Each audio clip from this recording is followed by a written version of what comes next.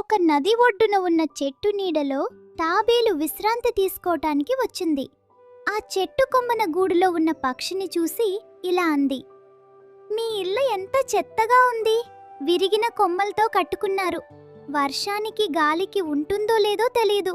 ఇక మీకేమి రక్షణ ఇస్తుంది?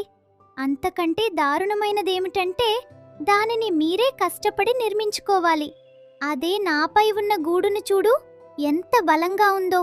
ఏ ఇతర గూడు ఇంత గట్టిగా ఉండదు అంటూ హేళన చేసింది. తాబేలు మాటలు విన్న పక్షి ఇలా చెప్పింది. నేను కట్టుకున్న గూడులో నాతో పాటు నా కుటుంబం మొత్తం ఉండడానికి చోటు ఉంది. కానీ నీ గూడు నీకు తప్ప ఇంక ఎవ్వరికీ రక్షణ ఇవ్వలేదు. నువ్వు తిరగబడితే నీ ప్రాణాన్ని రక్షించలేదు. నీ గూడుతో పోల్చుకుంటే నా గూడు ఎంతో విలువైనది అని బదులిచ్చింది. నీతి: అందరికంటే మనమే గొప్ప అనుకోకూడదు. ఎవరికి ఉండేది వారికి ఉంటుంది.